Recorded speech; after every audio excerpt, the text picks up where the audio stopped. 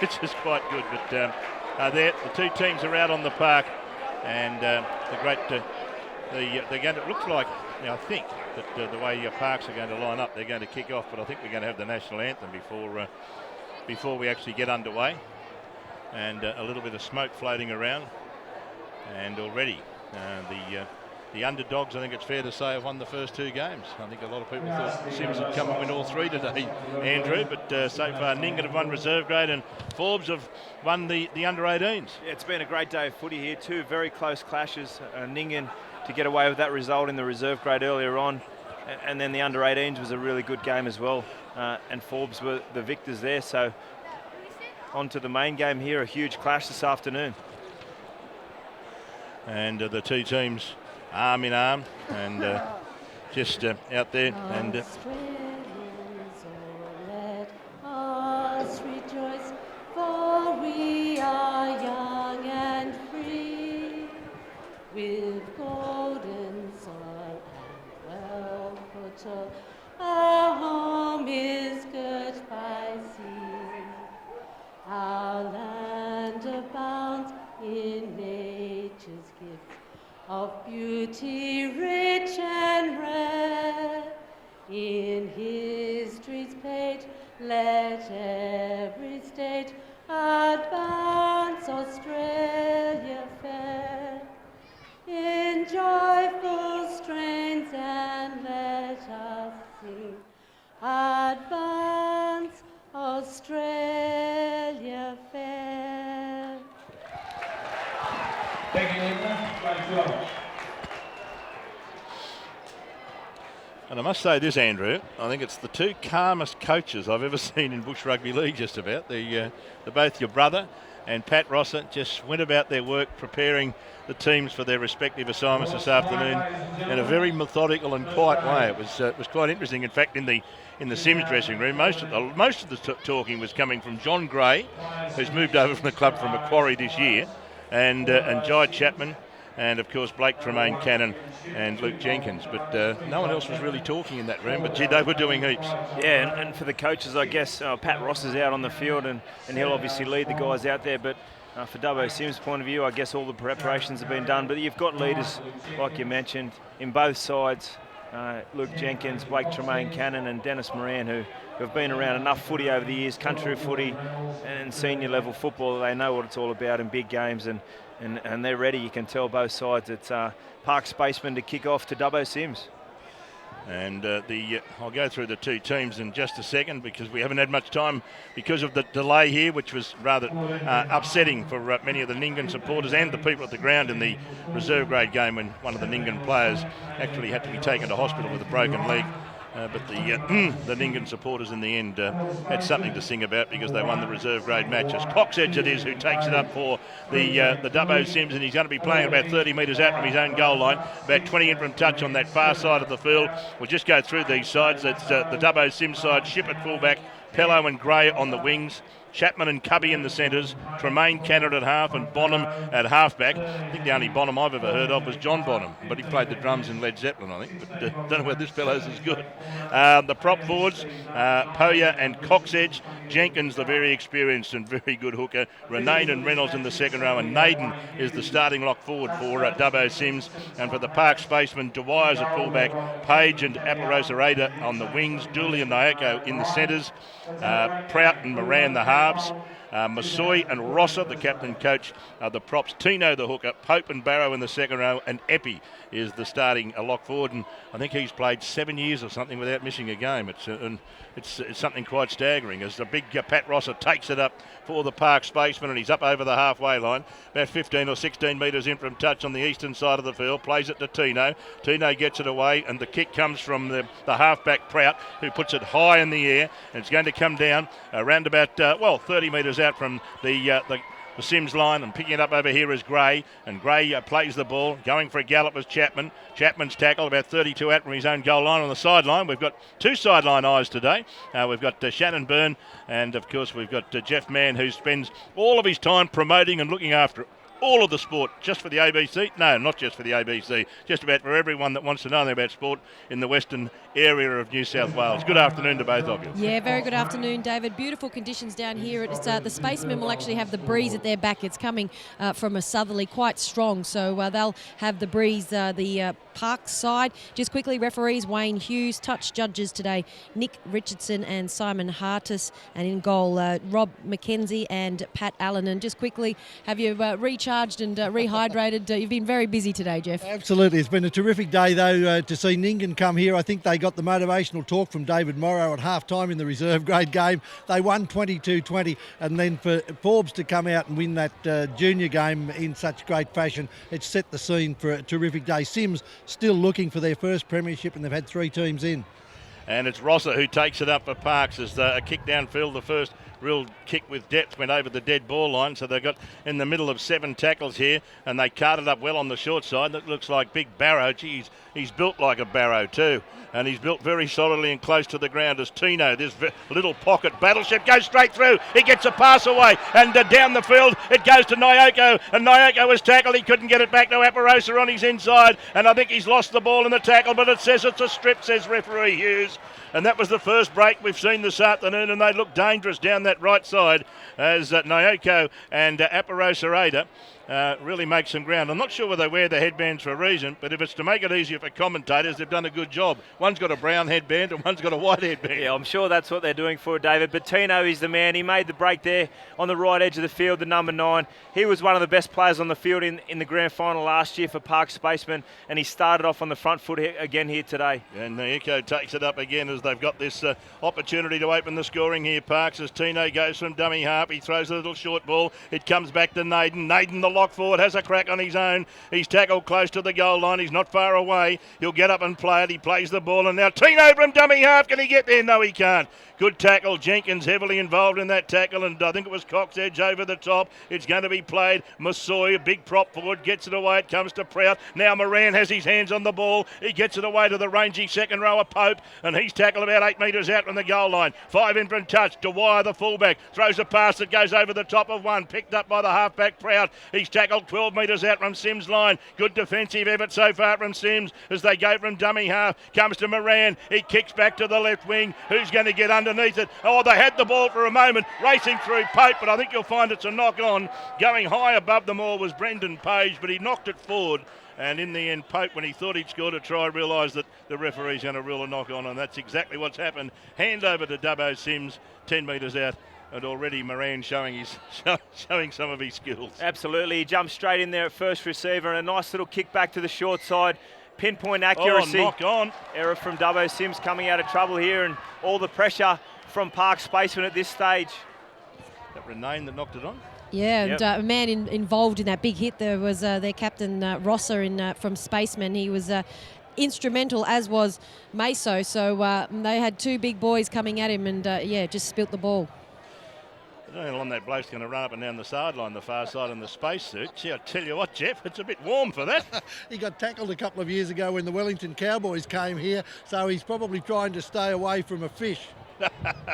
Well, here they come, Dubbo Sims on the back of the area. Of course, they've got the ball. Moran at dummy half. Goes the short side to Rosser. He gets it away, taken up as Prout. He's not far away. He's tackled around about 3 or 4 metres out in the goal line. They come back this side, and then they take it ahead. And taking it forward is the centre, Dooley. And Dooley's put down about 3 or 4 metres out now from the Sims line. Parks on the attack. 0-0 in the Group 11 grand final. It's played, and the ball comes up the open side. Away it goes into Moran. Moran holds the pass up. I think it was knocked down by Sims, or was it? It's picked up by Bonham.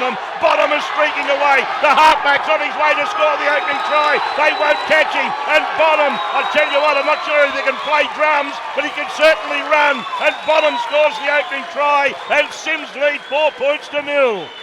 Oh, massive defensive play there from Dubbo Sims. Dennis Moran was out on the left edge. He had plenty of numbers out here. This seems to be their go-to side, the left edge for Park Spacemen. And a fantastic defensive effort. But Alex Bonham, the man in the number 7 shirt today, he spent a bit of time down in Illawarra playing for their side in the lower grades in SG Ball last year. Comes back here, traditionally a hooker, but he's got plenty of speed. He just picked it up, the loose ball on about their 30, and shut the gates. He was away. First try to Dubbo Sims. And put it down to Cockedge as well. That was his hit. That was his tackle that saw the spillage. And yeah, as you mentioned, Bonham, the young 19-year-old, he played SCG ball with the Illawarra Steelers last year, picked it up and ran, that 90 metres and was chased very closely by Pope, the Group 11 rep for the past 2 years. He didn't give up, but just too speedy, young Bonham. And Pello going to have the shot at goal from right in front of the sticks. Well, what a turn of events. Parks, it's been all Parks in the opening 8 minutes here, and they've had a few back-to-back sets. And obviously they realise Dennis Moran, he's their danger man, along with Tino, the number 9. And Coxedge, the big front rower, jumping up and putting some pressure on him in defence, forced the error. So here's the kick at goal from in front of the sticks, and he pilots the ball over the black dot. And Dubbo Sims lead Parks in the Group 11 Grand Final by 6 points to 0. And we've had about 8 minutes of play, Julian Abbott. Straight-through pass. Dubbo Sims 6, Parks at school.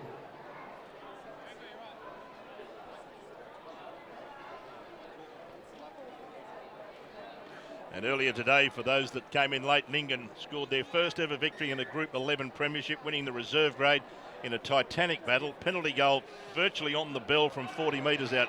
Saw them win 22-20. And would you believe, what's the most important thing when you restart a set after you've scored a try? Complete it. And Coxedge did wonderfully well when he basically caused the turnover for the try, which we just saw Sims hit the lead with, but he's dropped the ball on bringing it back, and Parks have got a great opportunity to hit straight back as a long ball goes to Prout, and a short ball that's knocked down over there by Cubby as he looked for an intercept, the left centre for the Dubbo Sims, and this will be a knock on against Sims, and Parks will get another opportunity from 10 metres out. This game has been played entirely 10 and 20 metres out from Sims' line, with the exception of Bonham running 80 metres to score a try. Yeah, and they're really hurting themselves, Dubbo Sims, with errors. And who was the man on the other end of that Coxedge tackle? It was Dennis Moran. He obviously made the error previously for Bonham to score the try, but he fired up in defence. He sprinted down there. He was the first bloke down there and put a fantastic shot on to force the error. I suppose that's going to say, you touch me, mate, I'll get you. He certainly belies his age, doesn't he? What a great player he's been over the years. As the ball's in the scrum and it comes back this open side. It's a shocking pass, but it's picked up well by Nyoko, who's come in from the right side of the field, but he's had the ball stripped, says the referee Hughes, and it's another penalty to Parks. What are we going to see them do here? Surely they won't have the shot at goal. They're 12 metres out, right in front of the sticks, and Masoi takes it up. Gee, he's lost the ball. I tell you what, the referee just looked for a moment to see whether it was stripped, and they said no, it's come out of his own because Masoi, it was a loose carry. It came away to Chapman, and Chapman shows a lot of strength as he carried 3 Parks spacemen to position 20 out from his own goal line. Gray goes for a gallop, and the right winger for Dubbo Sims has tackled 25 out from his own goal post at the northern end of the field. It's played, and for the first time in the afternoon, shipped the fullback for Sims, runs it out to his own 30. 6-0 the scoreline. Sims lead Parks. Group 11 Grand Final live from Dubbo. And now we've got a penalty for hand on the ball against Parks here. David Morrow, Andrew Ryan, Jeff Mann, and also Shannon Byrne with you live from Dubbo this afternoon. As Luke Jenkins puts the ball into touch. Luke Jenkins has been a great warrior for Dubbo Sims. He actually played a grand final in under-18s with Narromine, can you believe it, in 1997 out at Cobar, and he's still going strong for Dubbo Sims now. And Dennis Moran, well, what a play that was. He got the boy that lost the ball, came back and said, well, I made the error, and he showed his team he's going to make up for it. Jenkins offloads the ball to Ronayne, and now would you believe it's another error from Coxedge, and I think Moran was involved again. I think you'll find that Masoi was the main offender, but I think Moran came again and may have just whistled a little tune like "Here I Come Again." He certainly made sure the error came as they take it ahead through Naden, and Naden is tackled. About 45 metres out now from the Sims line. He plays the ball, and Dwyer goes for a gallop out of dummy half, and the referee's found another transgression in the play the ball. Holding down, he says, and the penalty goes to Parks. It's just all been defence at this stage of the game. Neither side has been able to hang on to the ball. Parks spaceman built a fair bit of pressure with a few back-to-back sets, but apart from that, there's been a lot of errors from both sides. I think whoever gets into their rhythm will go a long way to being ahead at half-time here today. Nyoko takes it up, the big centre has been all over the park in this opening 15 minutes or so. Ball goes across the line. Here comes Naden, and Naden runs headlong into the defence, but he's taken to ground about 5 metres out on the goal line. Tino goes from dummy half, but he's knocked it on as he picked it up at dummy half, says the referee. And so another error. We'll see Sims come up with the scrum feed 10 metres out from their own goalposts. Yeah, we just spoke about the errors, and both coaches would be extremely frustrated at this stage. Obviously, Pat Rosser, who's captain coach, is on the field at this stage.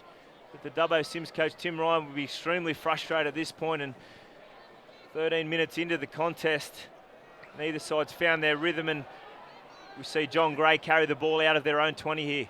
Apart from Bonham with that steal and running 80 metres, they haven't even been in their half, the poor Dubbo Sims side.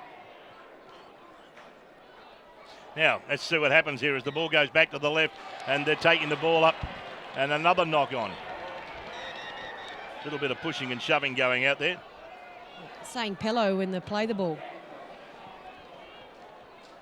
And now what do we got here? The referee's just saying, don't do that again. No, I think Pello was punching above his weight there with big Dave Masso. Pello can run like the wind. He might have been going to do one and run, but I wouldn't think that I'd be wanting to take on the big Parks number 8.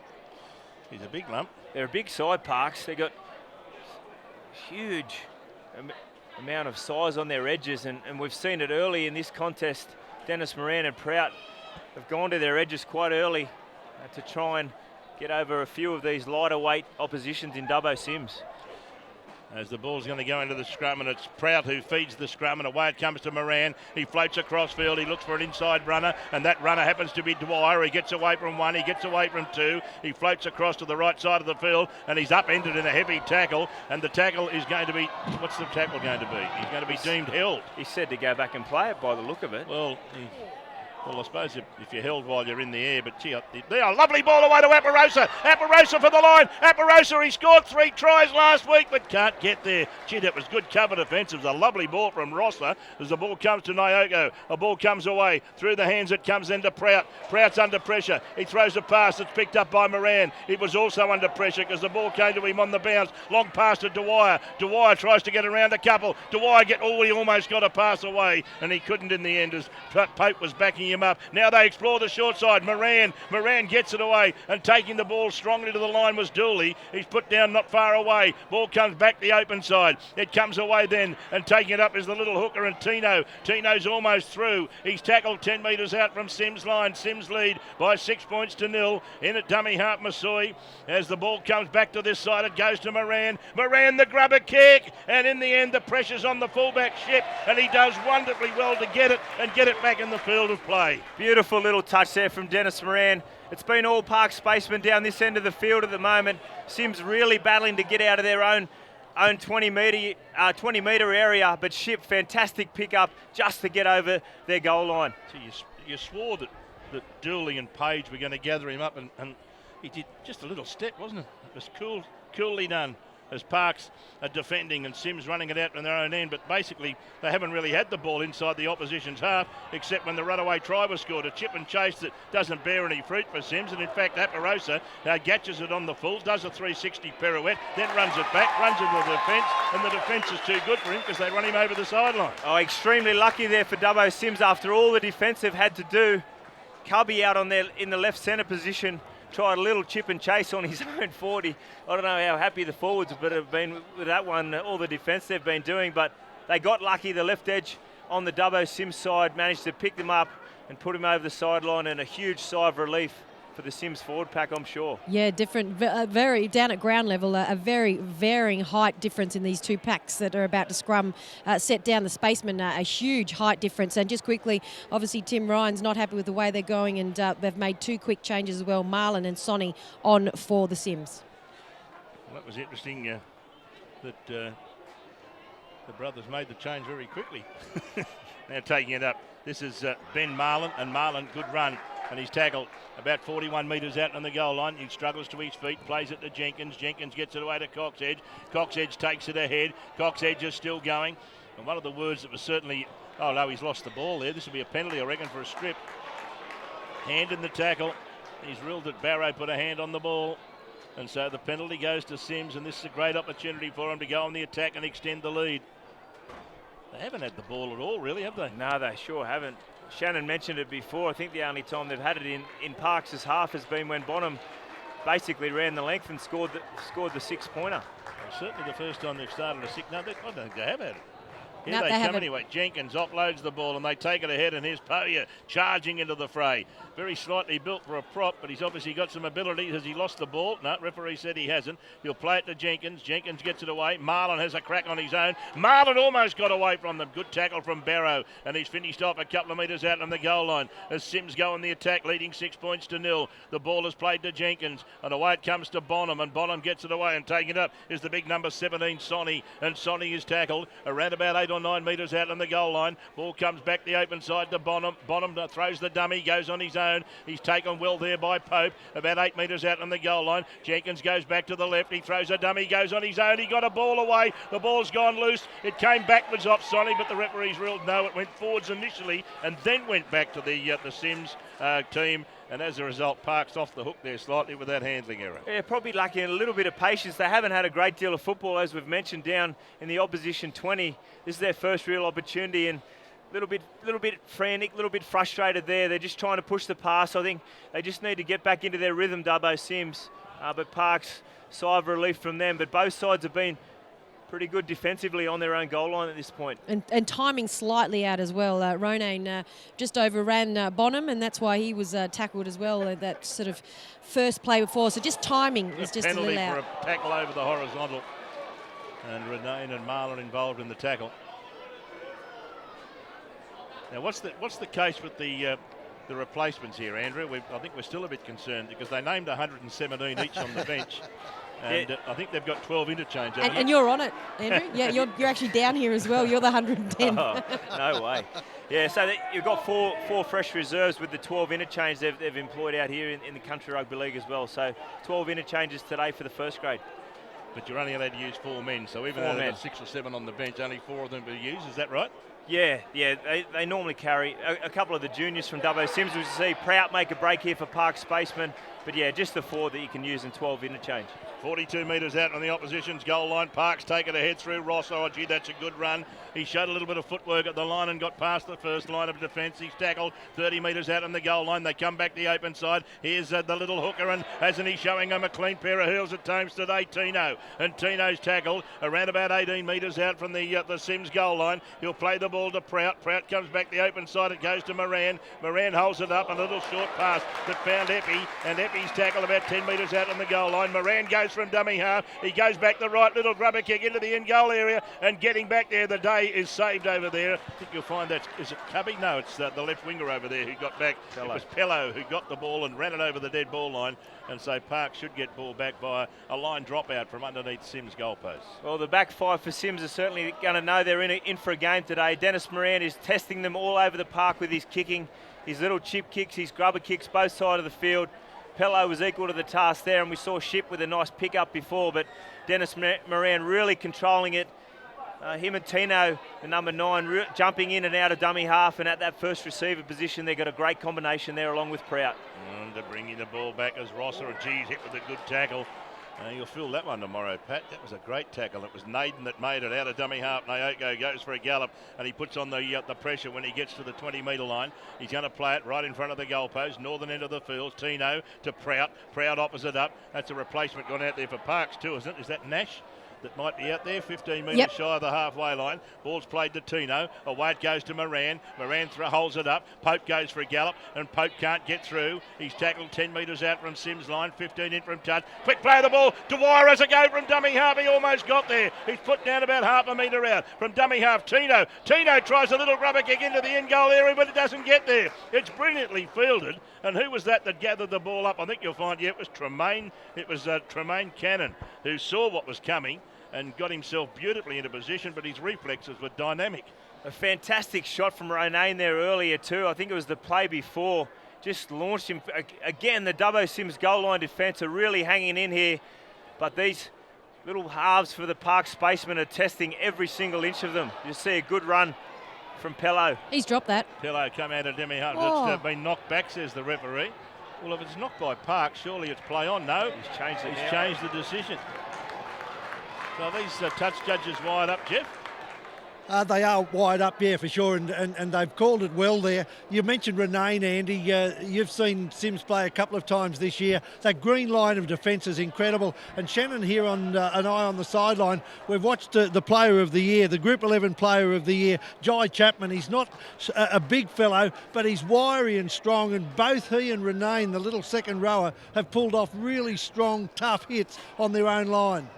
Now the ball with the scrum going towards Parks, and the ball comes out this side of the field to Dooley, and Dooley, the left centre, is tackled 30 metres out from Sims' line. They go to the line and they take it up, but they take it up strongly through Nash, but he in turn is put down in a good tackle. I see Joppy's out there now for Sims as the ball goes back to the right side. It comes away to Epi. Epi takes it ahead. He's tackled about 22 metres out from the Sims line. He's on the eastern scrum line. They go from dummy half to Rosser. Away it goes to Moran. Moran has plenty of pressure on him, and it's a good tackle, and that's Renane again, who puts him down only 20 metres out on the goal line. They go back to the centre of the park to Rosser. Rosser gets it away to Prout. Prout can't find a passage down the centre. There are 3 Sims players there to block his pathway. He'll play the ball about 18 metres out on the goalpost. Gets up and plays it. The ball comes away now to Moran. Moran puts up the bomb on the last play. Chapman getting underneath it. Also getting up there high and coming with the ball is Page, but Page, he's got into the in-goal area, but look at them come. 1, 2, 3, 4, 5 Sim players hold him up and make sure that he can't get the ball down and score the opening try for Parks, which means it's a handover to the Sims team, 10 out from the goal line. Fantastic take from Page there. He's a big, tall winger, came flying through on a beautiful kick again from Dennis Moran. But Dubbo Sims again, 3 or 4 players in the picture. It's all been their defence of Dubbo Sims, but Parks spaceman attack, fantastic run through the middle from Pauya, I think it was. Yeah, Pauya's gone straight down the centre and almost got away. Plays it to Jenkins. Jenkins goes back to the short side. And this is one of the replacements. This is Joppy, isn't it? He's just come on. He gets up and plays it 9 short of halfway. Jenkins goes back to one side. Then he puts a kick in. That's a bit early in the tackle count, wasn't it? Didn't think they'd have to kick that early. Ball comes up to Dwyer. Not sure all the players would have been happy with that. They'd like to have got their breath back a bit more, considering all the tackling they've had to do. Yeah, that was only the third, wasn't it? I think it was extremely early. A good chase off the back of that from Jenkins. He loves to play that style of football, kicks early. He likes to back his defence and the rest of the team and their fitness as well. Parks battling to get out of their own half here at the moment. Page it is who came in and took a bit of pressure off his forwards, and now Dooley goes for a gallop and he offloads to a player taking it up in the form of Ben Nash, and Nash is tackled 15 shy of the halfway line, centre of the park. Moran goes from dummy half. Moran has a crack at a 40-20, and if it went over the head of Cubby and went into touch, it would have been successful, but Cubby got back and covered it up well, and then he's taken by the centre in Nyoko and the 5'8 in Moran. He'll play it 20 out from his own goal line as they come back to this side of the field in the centre of the park, going for a gallop is Ship, and Ship is driven backwards by the Parks defence, and they'll play the ball around about 15 metres out in their own goal line. In fact, it's Pauya. Ball comes back now to the big replacement. Joppy comes forward, and Joppy is tackled 31, 32 metres out on the goal line, almost in centre field. They'll go back to the left side as Gray comes in and takes some pressure off his forwards, but Rosser knew what was on, and as he darted out of dummy half, Rosser gave him a big bear hug and gave him nowhere to go. Jenkins gets it away, and Joppy comes up with the ball, and a good run as he ran straight over the top of Dooley, but then 2 more forwards come and put the big fella down, a couple of metres shy of halfway. Played to Jenkins, one of the few times we've got to the last play, and Tremaine Cannon puts it straight down the field as if it was shot out of a cannon, straight to Dwyer, the fullback, and Dwyer is going to play it about 31, 32 metres out from his own goal line. And Joppy, you mentioned there, David, he actually came over from Fiji as an outside back, played a fair bit of time on the wing. He's moved into the front row position. Dubbo life's been pretty good to him over the time as well, but he's doing a good job off the bench out there today, big Joppy. Gee, I'm about to say, I think if he came in as a wing, I'd love to know what it was like when the penalty here is they brought the ball up and the referees deemed another strip here against Barrow, and Barrow is the man that got stripped. There were 3 Sims players in the tackle. Sims affectionately known as the Fishies. And the ball is kicked into touch. Well, Parks have had plenty of opportunities. Sims' defence has been outstanding in this first half so far. What's that, 14 to go in the first half, and nearly all the play has been to our left. We're on the halfway line virtually. Parks are running to the left, the goalpost to our left, and we've been looking to the left the entire first half, except once really. And still, Parks can't get on the scoreboard. It's Dubbo Sims 6, Parks 0. With 14 minutes to go in the first half of the Group 11 Grand Final, and going from dummy half is this hooker Tino, who really does create some havoc when he does have a crack. Ball is fed to Moran. Moran goes back to the right. He gets a pass away to the far side to Barrow, and Barrow tries to bulldoze his way over, and he's almost got there. I tell you what, he's been rolled on his back here. No, he's not, very close to it. Ball comes away to Moran. Moran runs to the line. He offers it up, and Nash takes it ahead, and Nash is tackled about 8 metres out from the goal line. Parks' last tackle coming up. Tino at dummy half. He'll get a pass to Moran. Moran runs to the line. Another crossfield kick. Coming for the ball is Page. But coming also for the ball was Gray. Gray's done well to win the jump, but I think he's lost the ball. But what's the ruling going to be here? The touch judge talking to the ref. Is it against Parks or against Sims? Pretty big decision, this. Penalty, because Gray's caught it in the air, and according to the touch judge, and probably right, Page then tackled him while he was still in the air. Yeah, could have, but they were sort of both up contesting the ball. John Gray ended up coming through from Dubbo Sims with the ball in hand. The ball bounced out over to the sideline and probably could have gone either way. So very lucky, I think, to get the penalty there, Dubbo Sims. We don't have the luxury of video ref, but I would have even had a sneaky suggestion. Page might have been about a metre offside too. Well, yeah, we don't have that at all. Now, there's another replacement out there. Is that Nicholas Wilson? Yep. So Wilson takes it up. Warmish day here, and Barrow is screaming about something. Is he suggesting he was just bitten? I think he was. Ball comes back to the centre of the park, and here comes Joppy taking it up for Dubbo Sims, and he's tackled 11 metres his own side of halfway, 20-odd metres in from Tunt. Jenkins comes back to the right to Bonham. Bonham gets a lovely ball away to Gray. Gray sprinting downfield. He's got Chapman in support. Back on the inside though is Ship racing away. The Dubbo Sims fullback will race away and score their second try, and then he does some magnificent acrobatics at the end of it. 10-0 kick to come. Oh, fantastic play from Dubbo Sims on this right edge. Bonham weighted up and Jenkins out of dummy half beautifully. The number 7 Bonham, he scored the first try. He jumped down the short side and put the winger John Gray through a great little hole here. John Gray did a fantastic job to hold off 2 or 3 Parks defenders, and then a beautiful ball onto Chapman, and the fullback Kieran Ship pushing up the middle as a great fullback would do. Fantastic try, and a Nathan Blacklock cartwheel, backflip, beautiful try to Dubbo Sims. Perfect 10, but it all has been soured. You mentioned Todd Barrow is with the referee, and he's now discussing and showing his arm, and now their captain Pat Rosser has been called out, and they're just showing him his arm. As you mentioned that he thought he's claiming he was bitten, so a bit of discussion here. Well, the man who claimed he bit him was Nicholas Wilson, wasn't it? He was Wilson's first run. Nicholas Wilson's first carry onto the park, that's when it seemed to come out there. The referee has spoken to Pat Rosser and Barrow, along with Luke Jenkins, who's the on-field captain for Dubbo Sims. But we didn't see Nicholas Wilson feature anywhere near the referee at this stage, so whether or not they've gone through with it, I'm not too sure. Yeah, it's still down here with the interchange referee. So just Barrow, showing them their hand, yeah, he's just come off. He's a good player too, Barrow. He's a very good player. He's coming off the interchange bench. He's a big back rower. It's definitely what he's claiming. I've just heard him say he bit me. He was showing a couple of the people down there on the bench, a couple of his fingers. Pello converts the try, and all of a sudden Dubbo Sims lead by 12 points to 0. What was that? A couple of fingers you reckon was separated? Yeah, he was just pointing to a couple of fingers on his left hand down there, so he's getting some attention from someone on the bench at the moment. 12 points to 0. Sims lead Parks in the Group 11 Grand Final. 10 to go in the first half. Julian Abbott. Pello over the extras, and with just over 10 minutes of the first half remaining, Dubbo Sims 12, Parks 12.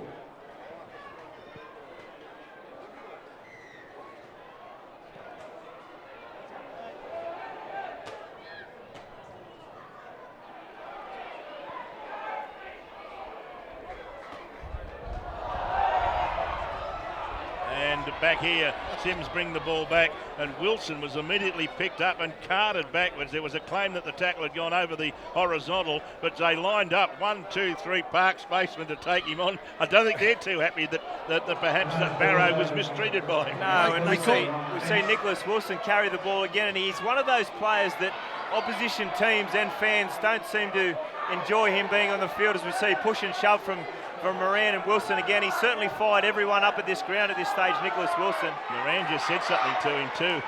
There's a lovely run here from Poya. He's gone straight through the big prop. Away it goes then to Gray.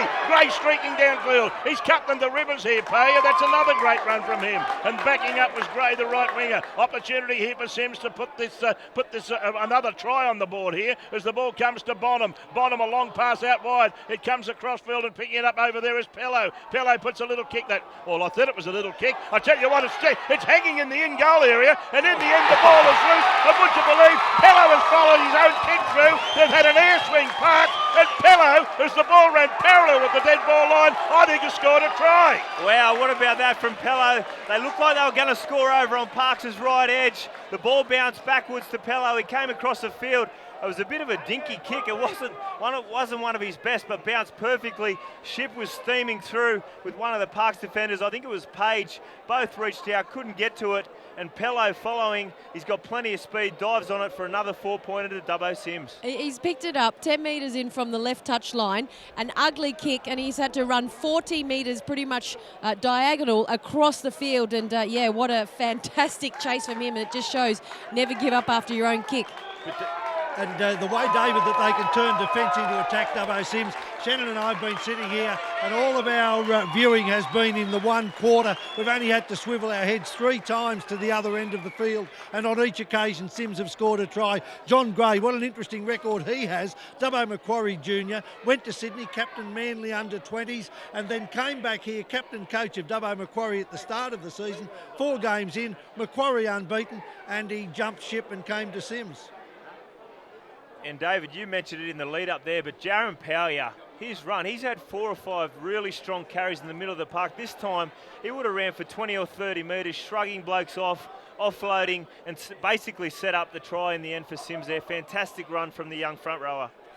So here's Pello, who scored the try on the back of his unusual looking kick, but it just ran parallel with the dead ball line. It wouldn't go dead. He's on the 20-metre line. He's 15 in from touch, and Sims lead 18-0. Well, they've got right away with this game in the last 5 minutes. It was 6-0 for a long period of time, but 2 converted tries in 3 minutes. And gee, I tell you what, Parks have got a devil's own job to get it back from here. Julian Abbott. Dubbo Sims' third try came courtesy of a try to Colby Pello. Colby converted his own try, and with a little less than 7 minutes in the first half remaining, Dubbo Sims 18. Spaceman yet to score. Oh, and guess what? That man Wilson decided he'd card it up again. He certainly doesn't shirk the task, and the Park spaceman came from everywhere to put him on the backside, but it doesn't help them at the moment as Sims run the ball out. As soon as they've had some money, Sims, they've looked the goods, haven't they? Who's bringing the ball up as Chapman. I'll tell you one thing about Nicholas Wilson. He's one of those players that every other opposition team wants to get into him, and they lose focus on the game, but he just gets on with his business. He runs it, he just carries it forward. And Parks are really trying to go after him at the moment. It's on a knife's edge what's going to happen here with Parks. They're defending quite strongly in this set. Sims making their 5th interchange as well. Nathan just back on, and Spacemen have made 4 for the afternoon. Bonham gets a kick in, the ball reflects, rebounds off a Park spaceman straight across field to Chapman, and as luck would have it, Chapman gathers it up, and that would mean that Sims gets 6 to go, I presume. I haven't seen him signal it yet at this stage, the referee. Yeah, I presume he did.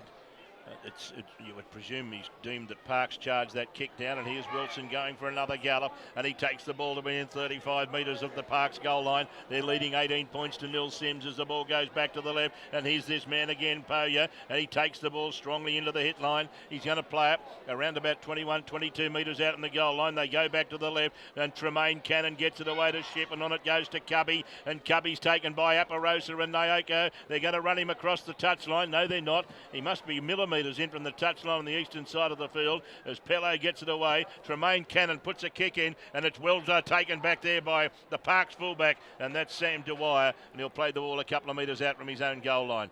Gee, you reckon they'd have to score before half-time, Parks, wouldn't they, just to give themselves a lift, considering that all that field position, Andrew, and have come up with zilch. Yeah, they've certainly got the players that can create so much around the middle of the park, but at this stage they haven't turned it into points. But I'm sure at some stage they'll find some holes because they're a quality outfit. They've got some danger men this park side, but I agree. I think they'd be looking for a 6-pointer, or if not a 4-pointer, before the half-time break. Moran runs away from dummy half and puts a kick in, and again he's hooking it back towards this side of the field. It bounces once, it bounces a second time. Ship runs along the touchline and does wonderfully well to tap it back into the infield, because if it went into touch it would have been what you can only describe as a 30-15. It would have been an incredible kick from Moran that could have turned this game on its ear, at least momentarily. A very heavy tackle puts Gray on his back, 25 out from his own goal line. Gray comes up, there's a bit of pushing and shoving between Dooley, Gray and Page, and now Chapman comes in to add his version of it too. But in the end now the normal players resumed, and Jenkins out of dummy half. He got a pass away. It comes away to Naden. Naden's tackled about 8 metres shy of the halfway line. 18-0 the scoreline. 3.5 to go in the first half as Sims are leading Parks here, and Tremaine Cannon is taken strongly just short of the halfway line. Last tackle. Ball comes to Bonham. Bonham puts it high in the air. Plenty of time for Dwyer to get underneath this and take this to Parks fullback. He gathers it up. He runs away from one. He ran away from a second, then he's taken a good tackle by Jenkins. 30 metres out from his own goal line as Aparosa goes for a gallop out of dummy half, and he's tackled about 35 metres out from his own goal line. And with 3.5 minutes to go, where there's a lot of tired spacemen out there, they were doing all the attacking, but a lot of their runs that they've had to do in defence have been chasing after Sims, who've done a lot of breakaway and 3 tries coming off some fantastic runs. Okay, takes the ball back to the halfway line. 15 in from touch, and the ball's going to be, and this will be a penalty, hand on the ball. Mr. Hughes has given them a hand there, so to speak. The referee. He's a big unit, that Nyoko. He's caused some damage over on Dubbo Sims' left edge, and they have spent some time coming over Parks to their left edge, but you'd think he's the man on that right side of the field that can really do some damage. Well, here he is taking it up again. Funny thing is, he warmed up with the forwards, you know. He didn't warm up with the backs. So he's obviously being used by Pat Rosser as a 7th forward at times, because he has taken it up in the middle of the park a bit, hasn't he? He sure Ball has. comes away, now taking it up as one of the other replacements, Bobby Hunter, who's just come on. I think he was the poor fella that had the air swing down the other end of the park when he just come onto the field. Now at a dummy half, here they go with a crash over attempt from Tino, and Tino is tackled, only a couple of metres out now from the Sims line. On the attackers, Parks, it goes to Moran. Long pass comes away to Prout. Prout holds it up, Card onto the ball. Here he comes again, Nyoko. I tell you what, he's busy for work. He's tackled about a metre short of the goal line. He'll play the ball to Tino. Tino sends it the open side. Away it goes to Moran. No, it doesn't. Moran, yes, it was. He went it away to Rosser, and Rosser slips over, and he'll play the ball 12 metres out now from the Parks goal line. Plays the ball back to the centre of the park. Goes to Moran. Moran puts a kick up. Here comes Aparosa. Aparosa, oh, like a spaceman, flies through the air, plucks it out of the air, and scores Parks' first try. Again, that man, Dennis Moran, his kicking game has been unbelievable.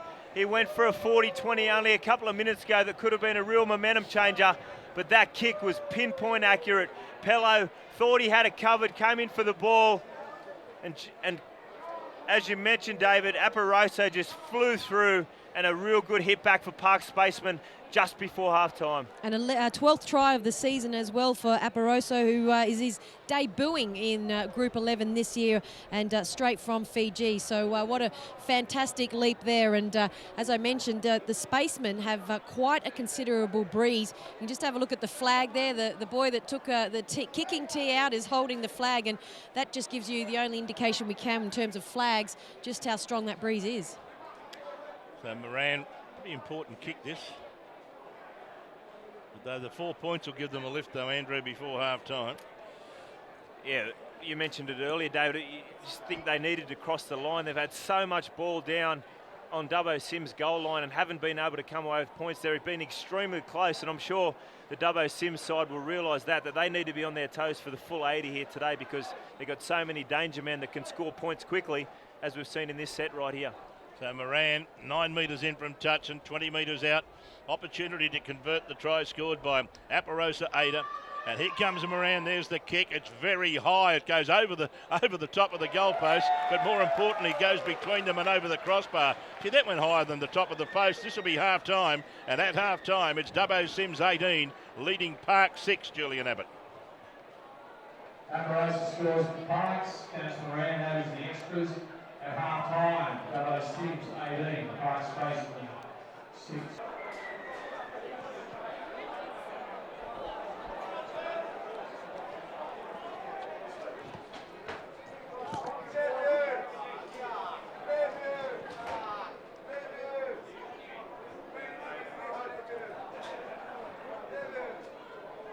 Back here.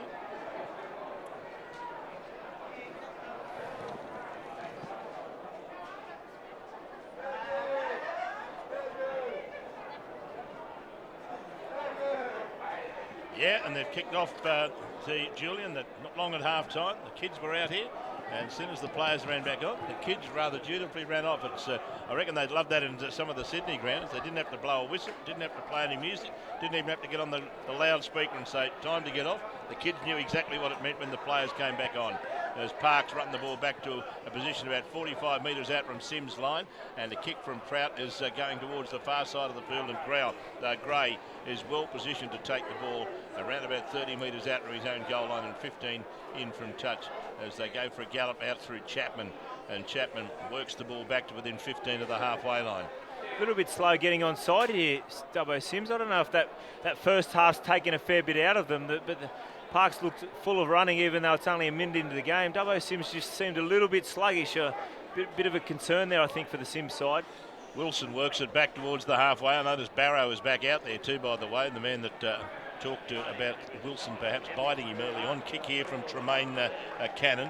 Bounces once, picked up by Aparosa. Aparosa brings it back. He gets around one, he gets around two. Can't get around the third line of defence, and he'll play it about 12 out from his own goal line as Dwyer goes for a gallop out of dummy half. He runs across field. He got away from a couple, and he wished he got away from one more because he was taken by Cubby, and then the biggest man on the field, Joppy, came in and cleaned him up from behind as Parks bring the ball back about 25 metres out in their own goal line. David, you mentioned that biting allegation. I spoke with Wayne Hughes at half-time, the referee. He said that certainly the allegation was made. There's not much he can do about it on the field, but there could be further action if the player wishes to take it to the Group 11 judiciary.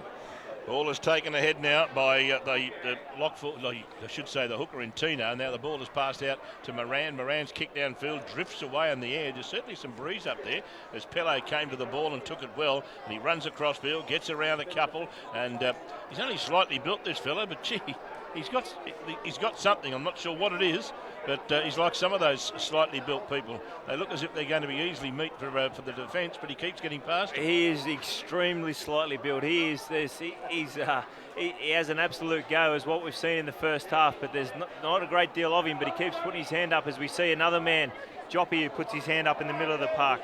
I'm not going to be unfair to him, but I have seen thicker pretzels. And he's amazing, isn't he? What he does for his size, it's just quite incredible. Anyway, here they go again, Sims, as they work the ball back to the 30-metre line. Inside Park's half, ball fed away, goes away to the little halfback Bonham. He puts a grubbing kick in that goes over the head of Page and into touch. Did Page touch that as it went into touch? What's the touch judge going to say? No, he didn't get a hand on it, and so Parks will get a scrum feed, 10 out from their own goal line, 20 in from the eastern touch line. And I just think I saw Reynolds go back onto the field. Yeah, he certainly did. Dubbo. Yep, he did. And just quickly on some running repairs for Dubbo. Chubby's just getting both knees sort of at the top, bottom of his knees, top of his calves getting heavily strapped. Yeah, it's interesting. We haven't seen a great deal of him today, Daryl Cubby. He's certainly lightning on his feet, but he might be carrying a couple of injuries out here today. I'll be interested to see whether he stays on the field. And here's the big centre come second row, Nyoko taking the ball ahead, and he plays the ball. It comes away to Dwyer, and Dwyer is wrestled to the ground about 22 metres out from his own goal line. It's 18-6 in favour of Dubbo Sims as Barrow works it up, and Barrow's working it out to his own 30, and then he takes it ahead a few more metres when the defence grabs him. He'll play it 35 out from his own goal line, 10 metres in from our commentary position on this western side of the field. Rosser away to Moran, a long cutout ball that bounces once, but it's picked up over there by Dooley, and Dooley is taken by his opposite Chapman, about 8 metres short of the halfway. Parks with the ball, back to the centre of the park. It comes to Epi, and Epi goes straight through. He's still going, Epi. Good run as he works the ball to within 39 metres of the Dubbo Sims goal line. They need some more like that. Ball goes back to the left now to Moran. Moran holds the ball in front of him. He goes straight through. He got a pass away. Oh, I'll tell you what, Gray read that like an open book. He came back, he took the intercept, and he turns defence into attack as the right winger for Sims, and they've got the ball back towards the halfway.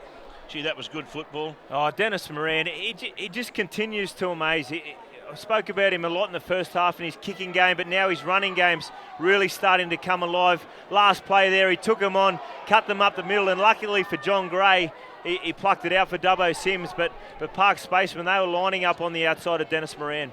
Wilson takes the ball ahead on his tackle for Sims, about 35 out from Park's line. They go back to the centre to Bonham. Bonham looks for a runner. Looks like Ronayne, who came back underneath him. He's tackled around about 25 metres out from Park's goalpost. Last play, Jenkins goes back to the right to Bonham. Bonham puts a kick in. I tell you what, Chapman's going to win the race. No, he doesn't. Page came from nowhere and gathered that ball up and saved the day from Parks about a metre out from his own goal line. Gee, when that kick went through, I thought Chapman was a certainty to win it. Absolutely. Page was lucky to be onto that, but Chapman a fantastic chase through. They're just getting to their 10 now, Park Spaceman, but 3 kicks in this early stage of the second half have been really impressive. 2 from Bonham and 1 from Blake Tremaine Cannon, really getting Sims on the front foot in these early stages. Moran's a dummy half as he feeds the ball across to the centre of the park and taking up Tino, and Tino is tackled only 25 out from his own goal line. They've already used up their full allocation of tackles as Moran runs away from dummy half. It's not a bad kick, but running back with the flight of the ball, Pello takes it well and he runs it back 30 metres out, and then he's taken by Aparosa. Probably the two most slightly built men on the field come together. They are marking each other, I might add, and it's Wilson who's got the ball. He's starting to run out of puff, I think. He's absolutely belted there by Moran, and another. A dummy half, Jenkins feeds the ball to his right. I think that was Ship who came through down the centre of the park, and I think what I saw with my eyes is right. Is that Wilson being replaced? Yeah, It certainly is. He even took a while to get to the sideline. I think that he knew that was his last carry before arrest, and Coxedge takes the field as we see Blake Tremaine Cannon take a run up the middle of the park. And Jenkins darts into dummy half. He'll come back to the left. No, he doesn't. He goes back to the right. And Bonham puts it up high in the air. And coming through, Ship's going to put some pressure on Dwyer. But Dwyer does well. He gets away from one. He got away from second. And then flying through and affecting the tackle. Naden puts him down 10 metres out on the goalpost. Page goes for a gallop out of dummy half to take a bit of pressure off. Gee, I'll tell you what, Parks have been camped down this end of the park for most of the second half. As yet, no change to the half-time score. Good run from Barrow as he runs at 22 out from his own goal line. And it's Dubbo Sims 18, leading by 18 points to 6 over Parks as they take it ahead strongly. Tino, good run as he got past a couple of defenders. He gets it back to within 9 of the halfway line, tries to milk a penalty. The penalty's not forthcoming. The ball is fed to Rosser. Rosser gets a one-armer out the back door, picked up by Dooley. I should say picked up by Pope. Now it's with Dooley, and Dooley shows a dummy, goes on his own. He's tackled 45 out from Sims' line. Last play, who's going to take it up? Ball comes to Moran. Moran runs to the line. Moran puts a little dribble kick in, then sockers it ahead, comes off Dubbo Sims' legs, and Sims will come up with it. No, it came off another Dubbo Sims player, says the referee, and the Sims player who picked it up, Naden, is deemed to have been offside. I think that's rather fortunate for Parks. I think it is. It wasn't a great kick this time. It's about the first one of the day that hasn't been great from Dennis Moran, but they get the ball again. Actually, it was interesting watching that set. I don't know if it was just for a couple of sets, but Tino seemed to run the ball a lot. He seemed to be out on this right edge, and Alex Prout, who's been the halfback for Parks, has gone into that dummy half role. He seems to be assuming his position now, but Tino looked very dangerous when he carried the ball forward out on this right edge. Well, this is Parks' opportunity to get right back in the game.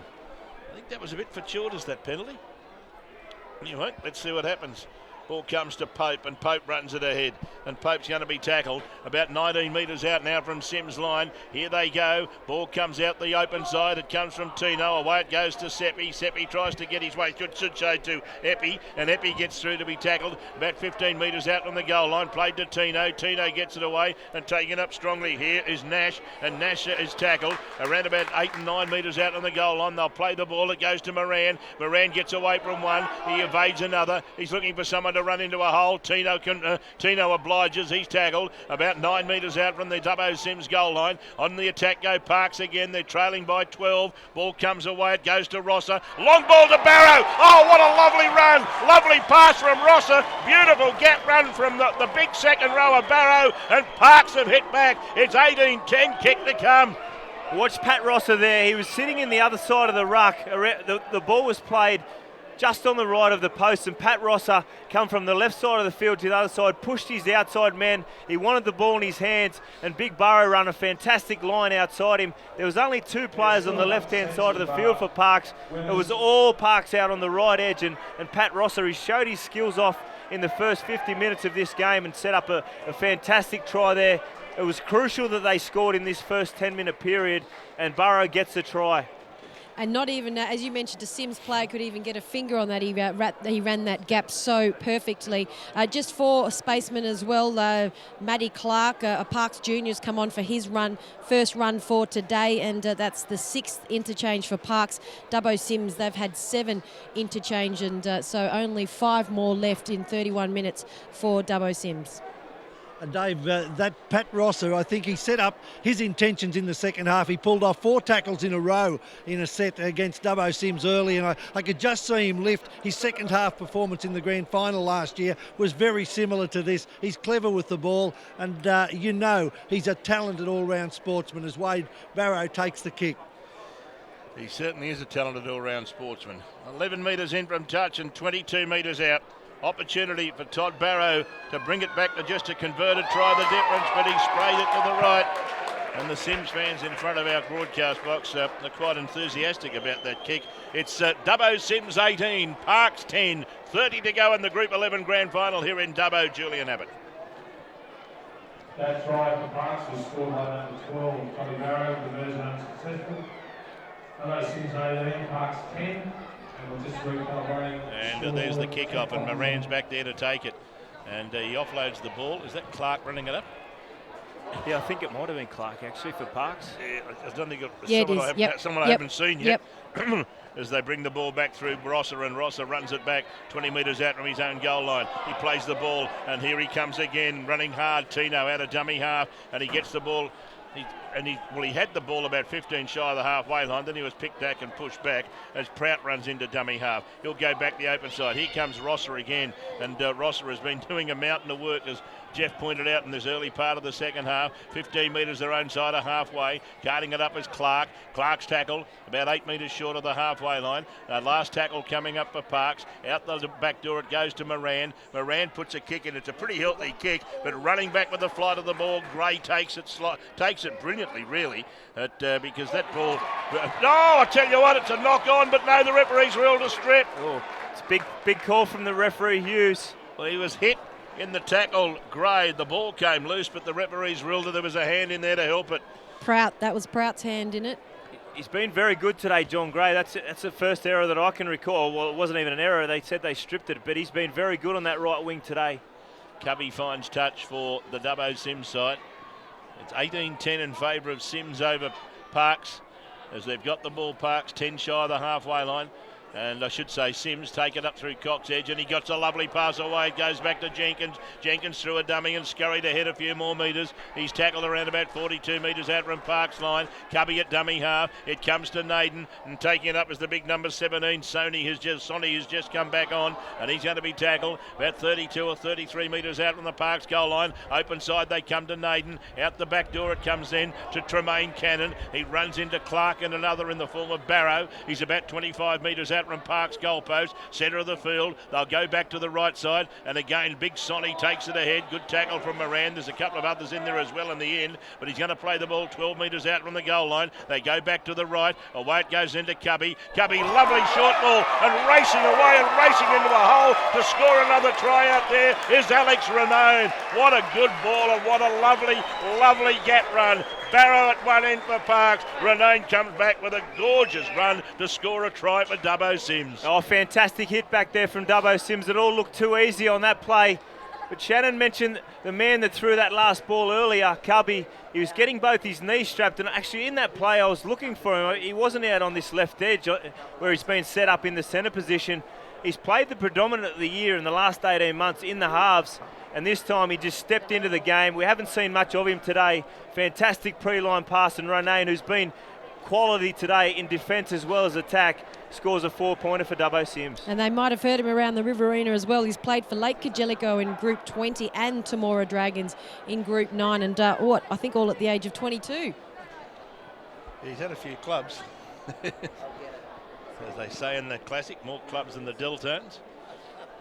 But he's certainly playing strongly today. He's been playing in the right second row, but that was just a lovely run, complemented by a gorgeous pass, I must admit. Think about how important, how crucial that penalty was from John Gray with the ball down then. You know, we saw Park Spaceman go through with a try to Burrow, and then that penalty off the downfield kick off the back of that set.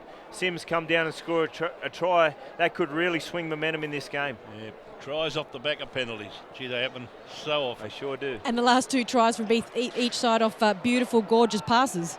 Here's Pello moving in. There's the kick, and it's not a good one. It goes across the face, and so Dubbo Sims lead by 12. We've got 24 and a half to go in the game. Sims 22, Parks 10, Julian Abbott.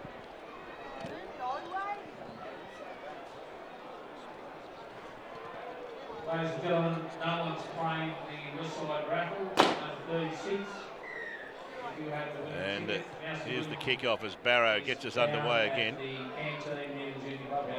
Long kick taken by Ship. He offloads to Sonny, and Sonny works it down the centre of the field to a position about 20 metres out from his own goalpost. And what are they going to do here? Conventionally, they go back to the left as they move the ball out towards their own 30-metre line. Naden it is who's got it on the scrum line.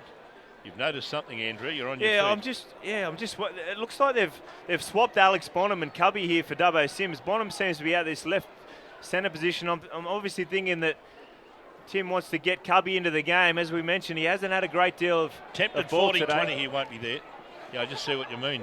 So they've positional change here at the moment. Bonham, who's been very good in the half position, but I think he wants to get Cubby into the game. He knows he scored, I think it's 42 tries in 29 appearances, which is unbelievable. So they want to get him with the ball in his hands. Especially against a tired or a defence that's getting tired.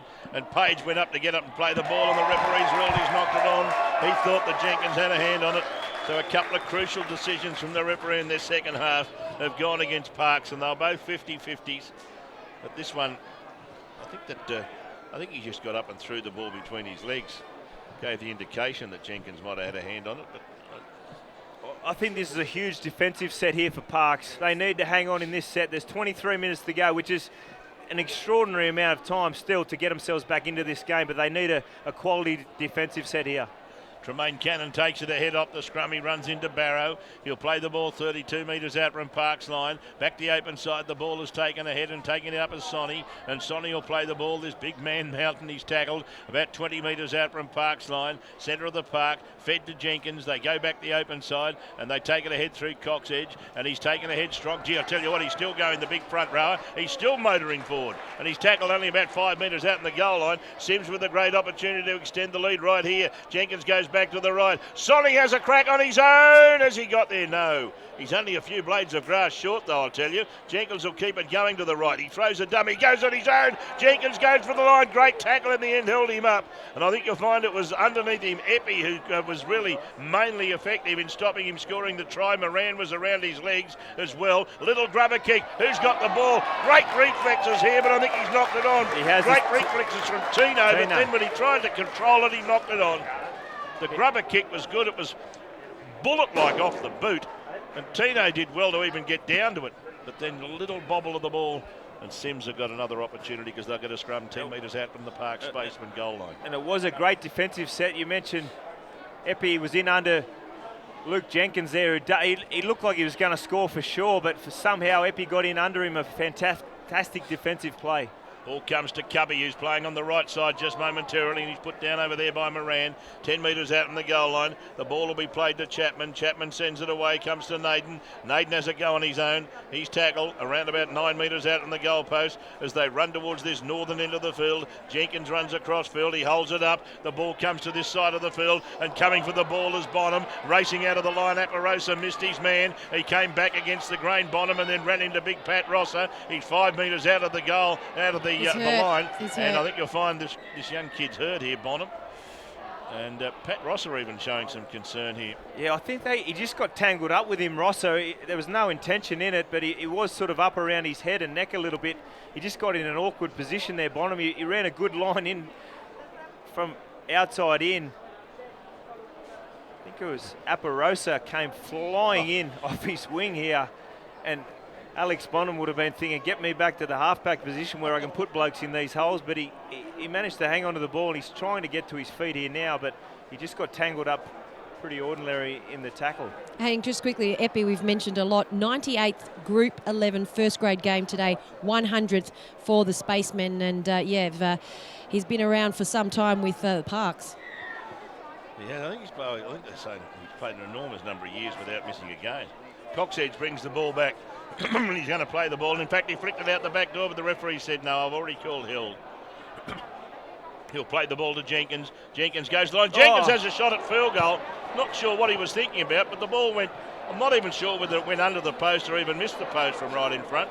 Yeah, don't mind the idea, I guess, with 13 points going ahead, but probably wasn't his best kick of his career, old Luke Jenkins. Was it his? I hope it was his worst.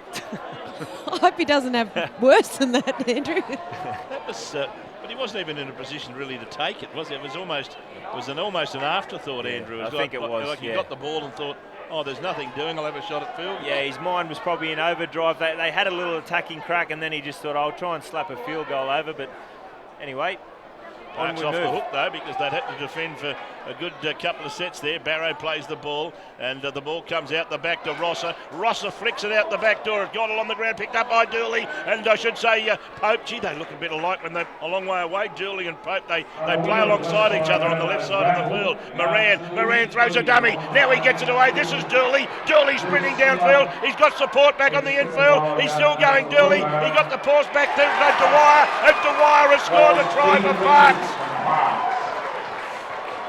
Well, Dennis Moran again was the man. He made the break down that left edge. He just summed it up so nicely.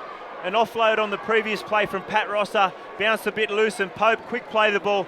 Dennis Moran weighted up, jumped down the short side. They would have been 50 or 60 metres out from the Sims line. And Ronayne chased back extremely hard along with Luke Jenkins, but the support players in Parks were right there on show.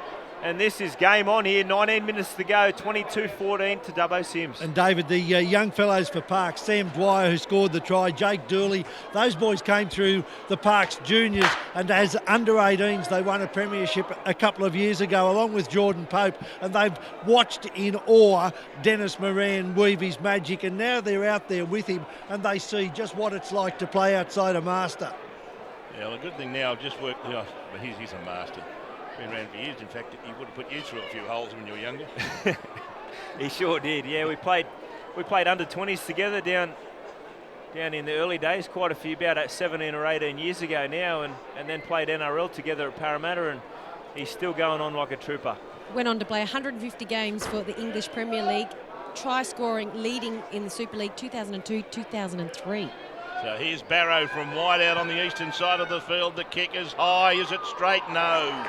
So he's not having a happy day with the boot at the moment as Barrow. 22 points to 14 the score, 4 tries to 3, and 8 points the difference. That could well be a very, very vital kick at the end of the afternoon. Julian Abbott. Just under 8 minutes to game remaining. Dubbo 6-22 in the space of 14.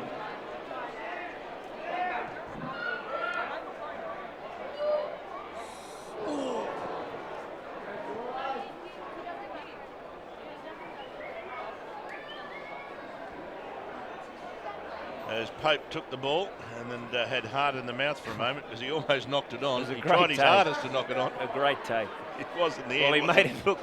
He made it look like it was a very, very good take. And now Rosser brings the ball back for Parks as he works the ball out to his own 30. 10 in from touch on this western side of the field.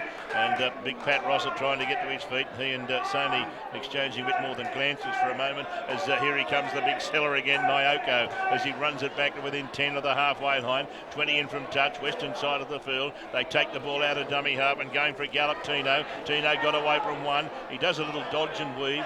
He's been a handful. Geez, he's been good today. Him and Dennis Moran and Rosser in the middle of the park have been outstanding. Now, talking to Moran, he's got the ball and he's going to kick, but he's going to go straight down Pello's throat. And Pello has the ball, the left winger for Dubbo Sims, and runs it back. And he's going to play the ball about 22. No, he was going to play it 22 metres out, and he's driven back to a position 20 out from his own goal line and 15 in from touch.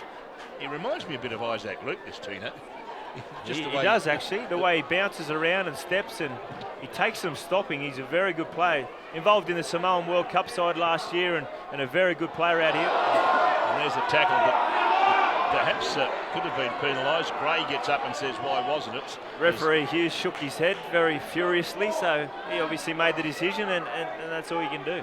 Ball comes to Jenkins on the left side of the field. He throws a dummy, goes on his own. Picked up by Prout and put down with a good tackle. 45 metres out from Parks line. Here comes Sims on the attack again. It comes across to Tremaine Cannon. He puts up a high bomb. They're coming through to put pressure on here. Oh, what a great take from Dwyer as he went above them all, but when he came to ground, he's lost control of it under the pressure of a three-man tackle. Yeah, I thought he'd done wonderfully well there. And he's been very good today, Dwyer, and it was a fantastic. He was under all sorts of pressure. Naden was coming through. Kieran Shipp, the fullback for Dubbo Sims, was coming through as well. And he plucked it out above them, but then, unfortunately for him and his teammates, just a little bobble. Well, Ben Nash is just waiting to come on for Parks, and that will be the 7th interchange for them. And for the Dubbo Sims, they've had 9 interchanges already, so only 3 left in this 15 minutes. So Sims get the ball and they go to the right to Chapman, and Chapman got away from one, he gets away from two. Chapman races away, Chapman scores. Chapman has been one of the real highlight and stars of Group 11 this year, and he clapped on the accelerator when he ran around Dennis Moran and makes it 26-14 with a kick to come. Oh, just absolute individual brilliance there from Chapman. Group 11 Player of the Year. Jeff Mann mentioned before, he's not a big bloke by any means for a centre, but geez, he plays above his weight defensively and with the ball in hand, and this time he got it off the scrum. Beautiful footwork, power, strength. Try time to Dubbo Sims with just over 14 minutes to go. Bright future around country football if he wants it. 21 years of age, Group 11 and Western Rams representative for this year. He knew what he was on. I can tell you something though, when I was sitting in the dressing room and I didn't know who he was, I just heard this bloke, yeah. It was. I wonder where this bloke plays. I thought, he's not a halfback, is he? Is that what you were thinking? Then I had a look at him. I thought, well, I wonder what you do this afternoon. You're a centre. But I thought, I hope he's not a winger.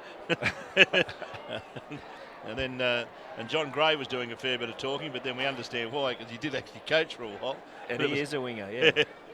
But then when the 5'8" and Hooker started talking, I thought, no, now we're getting towards the nitty-gritty. But there were a couple of kids in there that just didn't say boo. It's a big kick here from Pello, 26-14 up. Dubbo Sims with 13 minutes to go.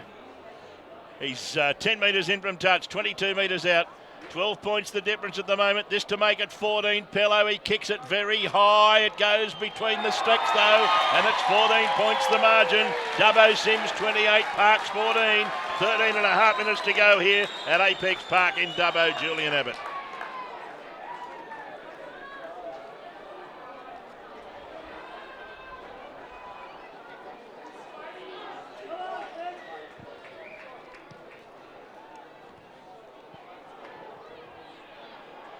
And a kick-off that bounced awkwardly for Gray, but he showed a cool head. He didn't come racing towards it and let it make a fool of him.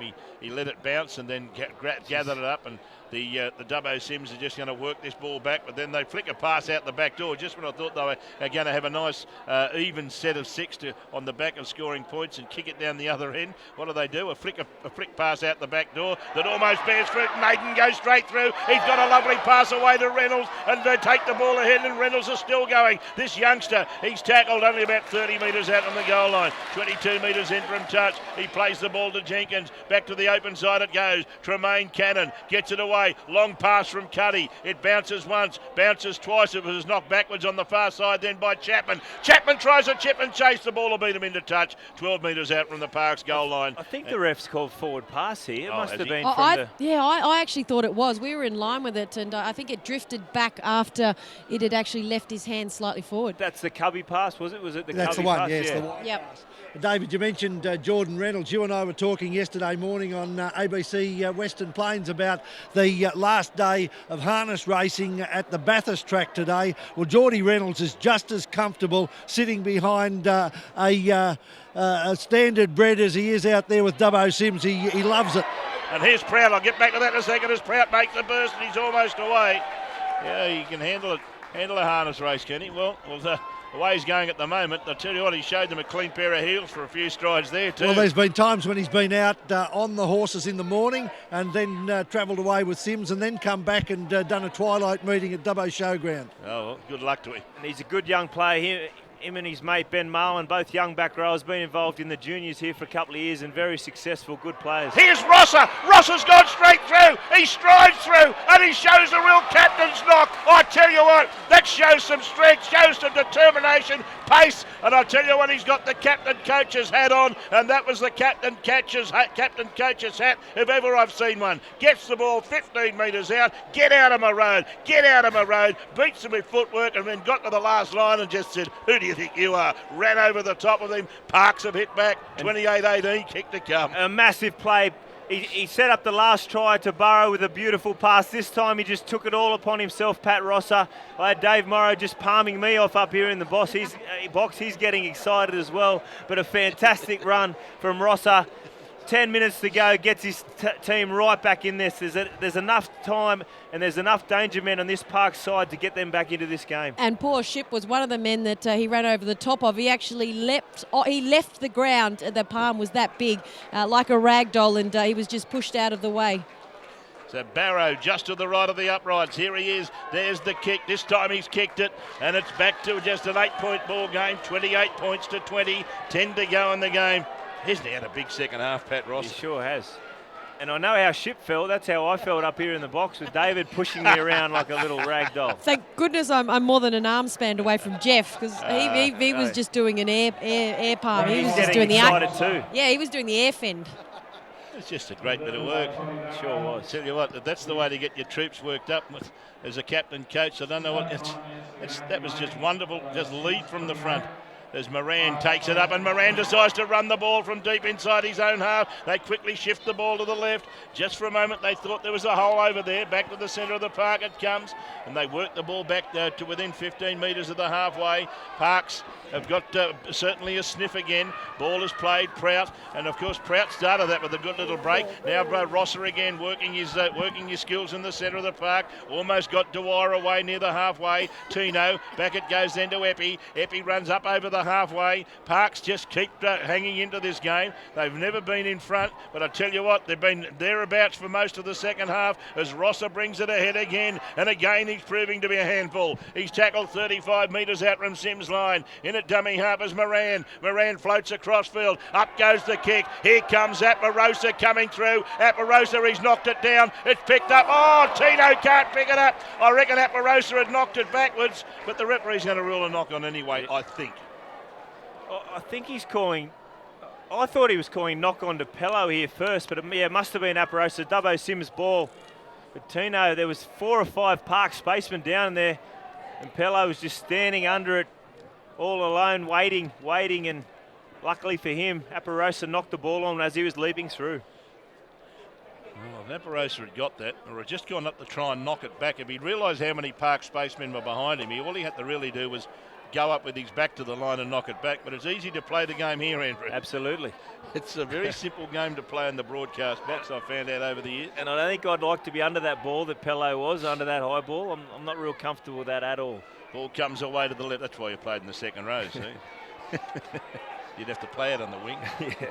Ball played now. The Sims team bring it back to you. That's almost a high tackle from Barrow, and the crowd in front of us didn't like it either, as Ben Marlin has taken a few metres short of the halfway line, plays it to Jenkins. Jenkins offloads to Naden. Naden up into the halfway line, tries to put a little jink on. He's taken by Prout and also Rosser. He'll play the ball in the centre of the park. Played out the back door it comes. On it goes then to the 5'8" Tremaine Cannon. He puts a kick in that comes off the outside of his boot, and Woodgip has gone into touch.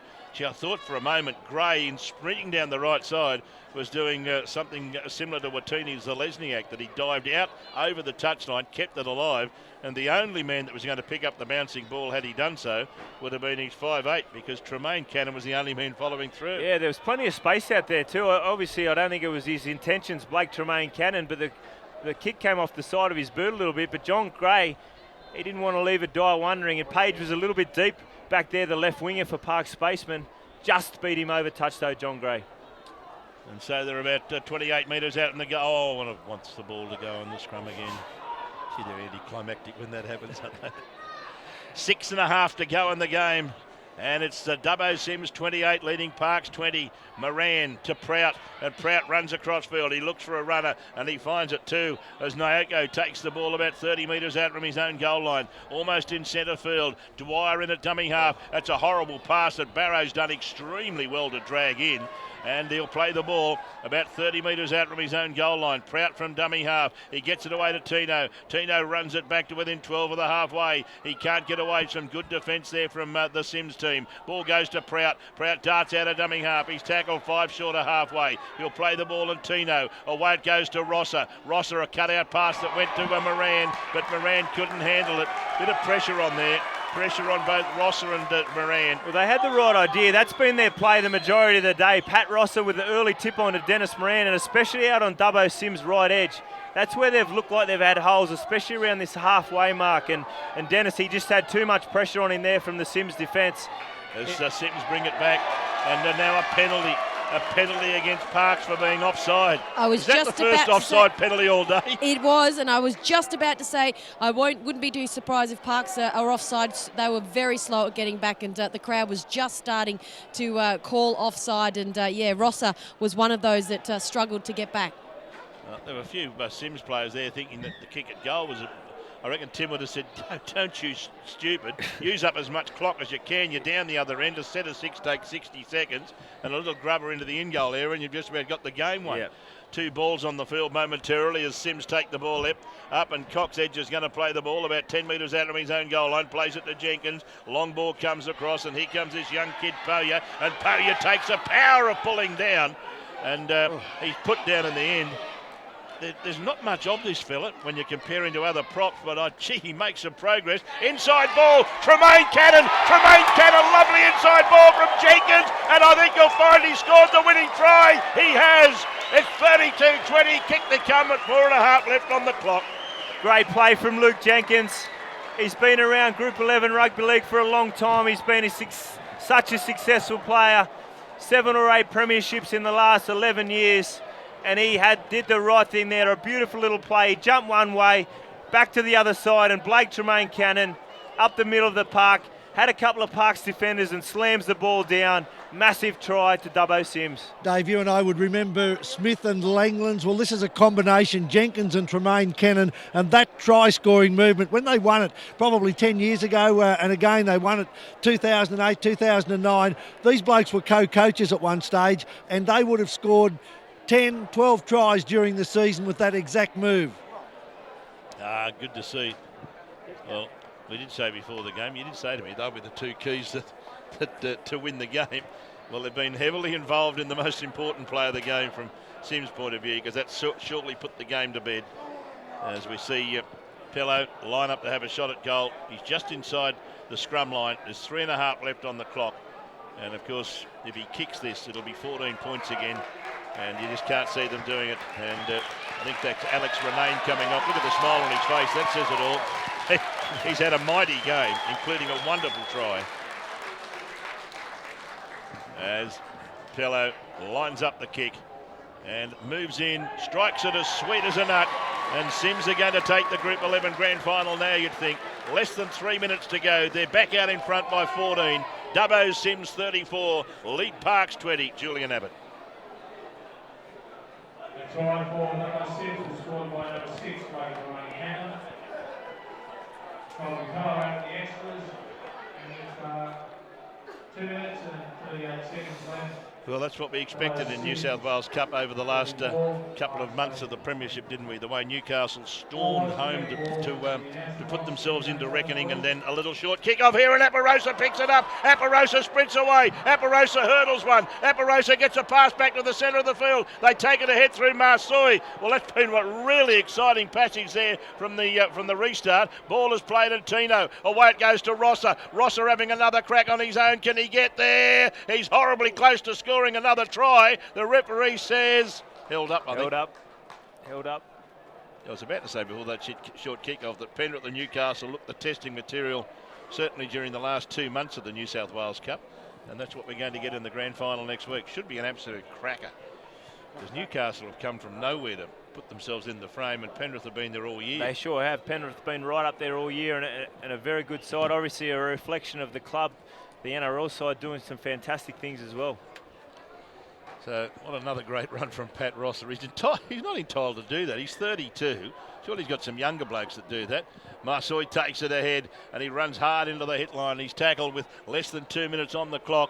Well, at least they haven't given up the ghost parks. It's a great effort as the ball goes away to Tino, and Tino offloads the ball to Prout. Prout comes back on the inside. He loses the ball behind him. Moran goes back and gathers it up. He tries to get away from Cubby. He does. He runs back to the left and then he throws an inside ball to Dooley. Dooley going for the line. Dooley for the line. Can he get there? He's in the in-goal area. Did he get it down? The referee says Held up.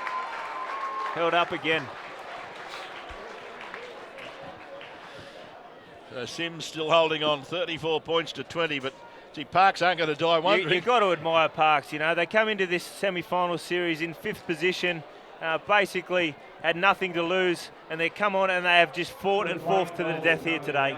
Moran runs the line, long cut-out pass to Page, and Page has taken it a great tackle, but keeps the ball alive. It comes back to this side of the field. Nash has it, and now they're going to play the ball 10 metres out on the goal line. Last play against Parks. Tino runs the ball. Tino puts up the kick. Who's going to come and get the ball? Aparosa, he taps it back. Prout should pick up the dregs. Prout for Parks, picks it up. The little halfback has a go on his own. He puts a little grubber kick in, then it's plucked out of the air by Naden, and Naden, the lock forward for Dubbo Sims, is tackled 20 metres out from his own goal line. 30 seconds to go in the game. Sims have won the premiership as the ball is taken up again by Sims out about 22 metres out of their own goal line. And they'll just go through the motions, you'd think, to just rock to count down the clock as the ball goes back to one of the other replacements, Joppy, who's gone back out there, and he's been swung around as if he's in a dance at the local hall, and he's tackled 15 shy of the halfway line. As he turns around and says, do I have to play it? And Jenkins says, yeah. Ball comes away to Jenkins. Jenkins has the ball. There's no way no way he's going to release it. He takes the tackle, and Dubbo Sims have won the grand final by 34 points to 20, and the coach Tim Ryan is just about as excited as his brother is next door to me. It's the first time all day that he's shown any emotion, Andrew, and it must be a great feeling that Tim's been able to coach the side to win the premiership. Yeah, look, he can keep his emotions in check. He keeps his cards pretty close to his chest, but I'm sure he'd be extremely happy now. As a great group of people here, they've put in a lot of hard work at the club, but Parks were fantastic here today. They worked extremely hard to get into this semi-final series, and then valiant right to the death here. A great game of football here in Group 11. Can you now tell us what that motivating thing he had at training? Yeah, so the brother thought throughout this year he's had a little laminated picture of Pat Rosser holding the premiership up last year. He's been showing all the players whenever they might get a little bit complacent at training, just to remind them that there's a job to do, and right here now, this point, they've managed to get this job done here today, so I'm sure he'll be extremely happy today. Yep, well, they've won the grand final, and what a good afternoon it was for them. They got to the lead early, despite the fact that Parks had all the territorial advantage in the first 15 to 20 minutes, and it was just a great bit of work by Bonham, who basically picked up a loose ball out of the air and just raced 80 metres to score under the posts, and then 2 tries within 6 minutes later in the half saw them lead 18-0, and Parks were always chasing their backsides from there, but gee, didn't they give you the Sims a fright throughout that second half? They just wouldn't go away. Absolutely, and I think that first half, the premiership was set up on their defence in that first half. Dubbo Sims, they repelled Parks time and time again, but the quality outfit that they are, the 2013 premiership winners, Parks Spacemen, they just wouldn't die wondering. Dennis Moran, the number 9 for them as well. Tino, he was outstanding, and Pat Rosser in the middle of the park. They just kept coming and coming, and at no stage did you think until the last minute or two of the game that Sims were 100% home. Their coach actually thought, because, Andrew, your brother Tim joins us. Tim, first of all, you've just gone around and shaken the hands, a couple of hugs for all of your players. When you look at that scoreline, how nervous were you that you'd reach that scoreline after 20 minutes when you had to do that amount of defence? Definitely, yeah. I thought that first 20 minutes of defence, our attitude, and probably ended up winning us the game. We probably dropped off and let them score a few points second half, but that first 25 minutes, that attitude was just first rate. And just tell us about the emotion now. 12 months ago, it was a reversed scoreline. No, not the same scoreline, but you were the losers, so you know what it's like to be at the other end. But what does it mean for this bunch of boys for 2014 to win the Group 11 Grand Final? Yeah, don't remind me again about last year. That was ugly, but it's just it's a credit to the boys, really. It's an old cliche, but just the hard work that those young fellas do. We've got a good young team, and they just love training, and I'm just so happy for them to get over the line this time, and they deserve it. They deserve all the credit. Park's a great side, but but they deserve every success they get today, which is great. Andrew, you can quickly talk to your brother. He's got the headset on, Andrew and David. Yeah, great work, mate. Obviously a great 12 months. Congratulations, a fantastic effort from the boys, and as you said, defensively, you must be feeling... I'm sure all the emotions inside are going berserk, but you're very calm on the outside. Yeah, that's right. The emotions are definitely there. It's like I said, I'm just so happy for the boys because I know how much hard work they put in, and they deserve a bit of success, and they got it today. And it was a bit of a nervous time, but and having been not playing, just watching, just seeing how proud the boys are, and just seeing what they go through to get it done. So it's just great. Who shouts first tonight? You? I think it's you, no, Andrew. Andrew, he does anything to get a free trip back to Dubbo. He'll even work on the sideline to come over, so he can shout first.